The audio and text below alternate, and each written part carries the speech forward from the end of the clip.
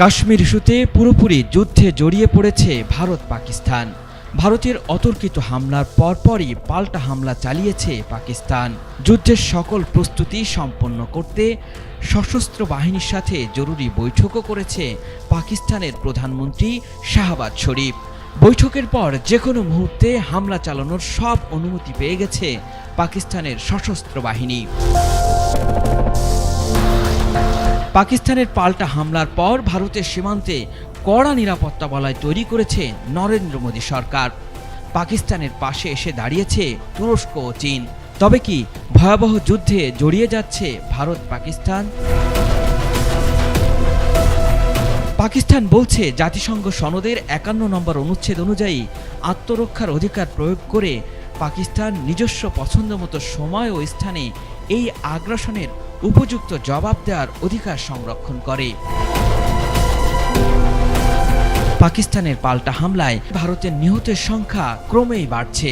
বুধবার সকালে বিভিন্ন গণমাধ্যমে জানানো হয়েছিল পাকিস্তানের পাল্টা হামলায় ভারতের ১০ জন নিহত হয়েছে, আহত হয়েছে ৩২ জন। তবে বিকেল গড়াতে সেই সংখ্যাটা বেড়ে দাঁড়িয়েছে ১৫ জনে, আর আহত ৪৩ জনের অবস্থাও বেশ গুরুতর।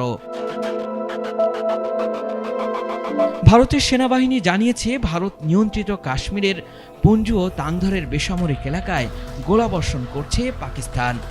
ভারতের হামলার পর নিহতের সংখ্যা নিয়ে প্রতিবেশী দুই দেশের পক্ষে দুই ধরনের দাবি উঠেছে। ভারত বলছে তারা ৭০ জন সন্ত্রাসীকে হত্যা করেছে, তবে পাকিস্তান বলছে ভারতের হামলায় অন্তত ২৬ জন বেসামরিক নাগরিক নিহত হয়েছেন। এদিকে ভারতের ক্ষেপণাস্ত্র ও বিমান হামলার পর পাকিস্তানের প্রধানমন্ত্রী শাহবাজ শরীফ দেশটির সেনাবাহিনীকে আত্মরক্ষার অংশ হিসাবে এই হামলার জবাব দেওয়ার অনুমতি দিয়েছেন।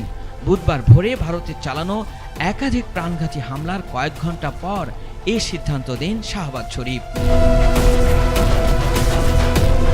শাহবাজ শরীফ পাকিস্তানের জাতীয় নিরাপত্তা কমিটির জরুরি বৈঠকের পর সশস্ত্র বাহিনীকে বলেছেন, নিরাপদ পাকিস্তানি নাগরিকদের মৃত্যুর প্রতিশোধ নেওয়া যায় কিভাবে সেদিকেই যেন তারা এগিয়ে যায়। তাহলে কি খুব দ্রুতই ভারতে হামলা করবে পাকিস্তান?